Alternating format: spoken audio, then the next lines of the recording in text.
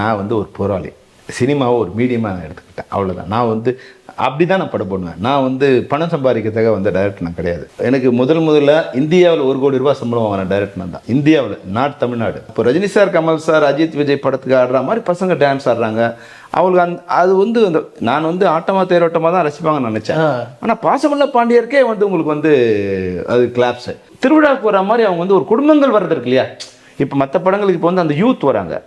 இந்த படத்துக்கு வந்து குடும்பத்தோட வந்து பெண்களும் ஆணும் பெண்ணுமா பேரனை கூட்டு வந்து பிள்ளைய கூட்டு வந்து ஒருத்தர் வந்து படம் பார்க்க வராங்கிறதுக்கு அது விஜயகாந்த் சாரோட இதுதான். இந்த படத்தை வந்து நீங்கள் விஜயகாந்த் இல்லாமல் வேறு யாருமே பண்ண முடியாது. எல்லா இடத்துக்கும் கீழே உட்காந்து சாப்பிடணும், சேர்லாம் போட முடியாது. சேர் வந்து போட்டால் இதுவாகும். அதனால் கீழே வந்து இந்த இது பெட்ஷீட்டை கீழே மடிச்சு போட்டு அதில் பாய் கூட போட முடியாது. பெட்ஷீட் போட்டு அது மாதிரி உட்காந்து சாப்பிடுவோம். நானே ஒரு 50 லட்சம் லாஸ் ஆகி ஒரு படம் எடிட் பண்ண தவிர நான் அது மாதிரி வந்து 1 கோடி ரூபா கொடுக்குறதுக்காக நான் ஒரு அது மாதிரி கமர்ஷியல் படம் என்னால் எடுக்க முடியும். நான் எடுக்க விருப்பம் வர்றதில்லை. நான் முதல்ல முடிவு பண்ணேன்.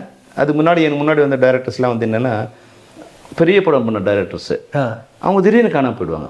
ஹீரோஸையே வச்சு லைனாக பண்ணிட்டு இருக்கும்போது ஒரு ஃப்ளாப் வந்தோடனே ஹீரோ டக்குன்னு இன்னொருத்தர் போயிடுவோம். கண்டிப்பாக அவங்களுக்கு ஓடுற குதிரை வேணும் ஹீரோஸுக்கு. உங்கள் மேலே எந்த சென்டிமெண்ட்டும் இருக்காது. கேப்டன் பிரபாகரன் படம் நீங்கள் சொல்லி ரொம்ப வருஷம் இருந்திருக்கும் அந்த. ஆனால் இன்னைக்கு டேட்டில் ரீரிலீஸ் வந்து செலிப்ரேட் பண்ணாங்க, நீங்கள் ஆடியோ லான்ச் ஒன்று பண்ணீங்க. இது எல்லாமே பார்க்குறதுக்கு இந்த படம் பழைய படம் இல்லைடா இப்போதான்டா வருதுன்ற மாதிரியான ஒரு. உண்மையாகவே எனக்கு பிரவீன், நான் தேட்டருக்கு போகும்போது இப்போது ரிலீஸ் முந்தானத்துக்கு போய் தேட்டருக்கு போனால் இந்த 2K கிட்ஸ்னு சொல்லுவாங்களா, அவங்களாம் படம் வாங்க மாட்டான்னு சொன்னாங்க. அப்படியே பார்த்தீங்கன்னா வந்து ஒரே டான்ஸு. இப்போ ரஜினி சார், கமல் சார், அஜித், விஜய் படத்துக்கு ஆடுற மாதிரி பசங்க டான்ஸ் ஆடுறாங்க. அவங்களுக்கு அது வந்து அந்த நான் வந்து ஆட்டமாக தேரோட்டமாக தான் ரசிப்பாங்கன்னு நினச்சேன். ஆனால் பாசமல்ல பாண்டியருக்கே வந்து உங்களுக்கு வந்து அது கிளாப்ஸு. அப்புறம் அது கூட வெறும் ஸ்க்ரீனில் விஜயகாந்த் சார் ஃபோட்டோ வந்தவுடனே பயங்கர.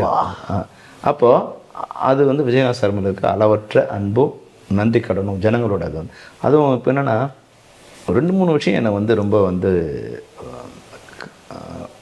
ஐஸ் என்ன சொல்கிறது கண்ணில் தண்ணி வர வச்சுதுங்கிற மாதிரி. ஒரு அப்பா அவர் மகனை கூப்பிட்டுட்டு ஒரு பேரனை கூப்பிட்டு படம் பார்க்குறாரு. 3 ஜென்ரேஷன். அவர் சொல்கிறாரு, நான் வந்து இந்த படத்தை வந்து எவ்வளோ தடவை பார்த்தேன்னு தெரியாது. என் பையன் சின்ன பையனை இருக்கும் காமிச்சேன் சார். இப்போ என் பேரனை கூட்டாது காமிக்கணும் அந்த படத்தை. என் பையன் இப்போ தான் பெரியவனாக இருப்பாது. இப்போ நாங்கள் 3 பேர் உட்காந்து படம் பார்க்கணும் சார் அப்படின்னு சொல்கிறாரு.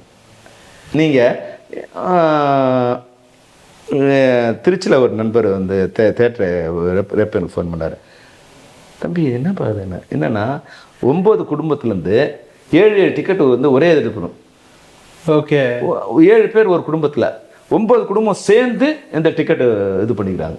63 டிக்கெட்டும் 62 டிக்கெட்டும் வந்து one at a time full block பண்ணியிருக்காங்க. அப்போ ஒரு திருவிழாவுக்கு வர மாதிரி அவங்க வந்து ஒரு குடும்பங்கள் வர்றது இருக்கு இல்லையா. இப்போ மற்ற படங்களுக்கு இப்போ வந்து அந்த யூத் வராங்க. இந்த படத்துக்கு வந்து குடும்பத்தோட வந்து பெண்களும் ஆணும் பெண்ணுமா பேரனை கூட்டு வந்து பிள்ளைய கூட்டு வந்து ஒருத்தர் வந்து படம் பார்க்க வராங்கிறதுக்கு அது விஜயகாந்த் சாரோட இதுதான். இருந்தாலும் அந்த கேப்டன் பிரபாகரன் படம்ங்கிறது வந்து அது ஒரு கூடுதல் இதுவாக இருக்குது. அந்த டைட்டில் விஜயகாந்த் சார் தவிர வேற யாருக்குமே செட் ஆகிருந்திருக்காது. வேற யாருமே இந்த படத்தை வந்து நீங்கள் விஜயகாந்த் இல்லாமல் வேறு யாருமே பண்ண முடியாது. ஏன்னா நாங்கள் ஒரு 90 நாள் வந்து அந்த காட்டுக்குள்ளே இருக்கோம். அங்கே சாலை வசதி கிடையாது. பல இடங்களில் அங்கே நடந்து போகணும். பல இடங்களில் வந்து எந்த இடத்துலையுமே கேரவன் கிடையாது. எல்லா இடத்துக்கும் கீழே உட்காந்து சாப்பிடணும். சேர்லாம் போட முடியாது. சேர் வந்து போட்டால் இதுவாகும். அதனால் கீழே வந்து இந்த இது பெட்ஷீட்டை கீழே மடிச்சு போட்டு அதில் பாய் கூட போட முடியாது. பெட்ஷீட் போட்டு அது மாதிரி உட்காந்து சாப்பிடுவோம். இது ஆனால் இது எல்லாமே எல்லோரும் வந்து இதுவாக எடுத்துக்கிட்டாங்க, ஒரு பிக்னிக் மாதிரி எடுத்துக்கிட்டாங்க.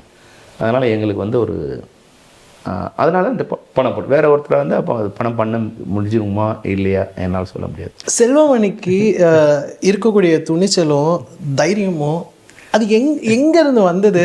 இல்லை நம்ம சினிமா தான் நம்ம பண்ண வந்தோம், நம்ம சினிமா பண்ணாமல் மக்களுக்கு ஏதோ ஒரு விஷயம் வந்து புதுக்குறோம், இது எல்லாமே நான் வந்து ஒரு டைரக்டர் கிடையாது பிரவீன். நான் வந்து ஒரு போராளி.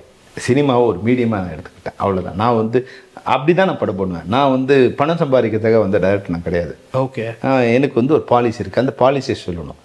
அதுதானே தவிர இதில் வந்து இப்போ அன்றைக்கி எனக்கு முதல்ல இந்தியாவில் 1 கோடி ரூபா சம்பளம் வாங்கின டைரக்டர் நான் தான், இந்தியாவில், நாட் தமிழ்நாடு. இந்தியாவில் 1 கோடி ரூபா சம்பளம் வந்து அது மாதிரி படங்கள் நான் அது மாதிரி படங்கள் எடுக்கல.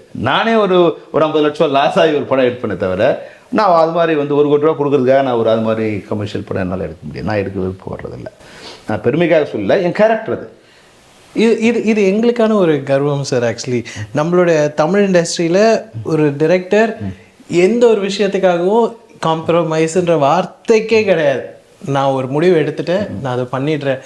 மேபி 40 இயர்ஸ்ன்றது உங்களுக்கு ரொம்ப கம்மி சார். இன்னும் எத்தனை வருஷங்கள் இருந்தாலும் நீங்கள் கண்டிப்பாக பேசக்கூடிய ஒரு நபராக மட்டும்தான் இண்டஸ்ட்ரியில் இருப்பீங்கன்னு நினைக்கிறேன். இவ்வளோ ஒரு ஸ்ட்ரகிள்ஸ், இவ்வளோ ஒரு ஸ்ட்ரிக்டான ஒரு பர்சன், ஒரு சின்ன ஒரு பூ செம்பருத்தின்னு ஆரம்பிக்கிறீங்க. அதுதான் இப்போ வந்து குற்றப்பத்திரிகையோட லெசன் ஒன்று இருக்கு இல்லைங்களா? ஆமாம். அப்போது சரி கொஞ்சம் நம்ம சேஞ்ச் பண்ணுவோம். அது மட்டும் இல்லை, நான் முதல்ல முடிவு பண்ணேன். அதுக்கு முன்னாடி எனக்கு முன்னாடி வந்த டைரக்டர்ஸ்லாம் வந்து என்னென்னா, பெரிய படம் பண்ண டைரக்டர்ஸு அவங்க திடீர்னு காணாம போயிடுவாங்க. ஹீரோஸையே வச்சு லைனாக பண்ணிட்டு இருக்கும்போது ஒரு ஃப்ளாப் வந்தோடனே ஹீரோ டக்குன்னு இன்னொருத்தர் போயிடுவோம். கண்டிப்பாக அவங்களுக்கு ஓடுற குதிரை வேணும் ஹீரோஸுக்கு. உங்கள் மேலே எந்த சென்டிமெண்ட்டும் இருக்காது. சக்ஸஸ் இன்னைக்கு நீ சக்ஸஸாக நீ எனக்கு வேணும். சக்ஸஸாக ஒருத்தர் அவங்க கிரியேட் பண்ண மாட்டாங்க. அதனால் நான் என்ன, நம்ம நியூ ஃபேஸ் வச்சு ஒரு படம் பண்ணி நம்ம டைரக்டராக மூலம் அவர் அங்கீகாரம் வாங்கணும் அப்படின்னு அவர் அன்னைக்கு தமிழ்நாட்டில் இருக்கிற எல்லோரும் எக்ஸப்ட் கமல்ஹாசன் சார் எல்லோரும் படம் பண்ண சொல்லி தான் எனக்கு கேட்டாங்க. அதுபோல் வந்து சிரஞ்சீவி, நாகார்ஜுனா, வெங்கடேஷ், ராஜசேகர், பாலகிருஷ்ணா எல்லாருமே அவங்க படம் வந்து பண்ணணும். நான் இல்லை சார், நான் வந்து ஒரு லவ் ஸ்டோரி பண்ணிட்டு தான் அடுத்த படம் பண்ணேன்.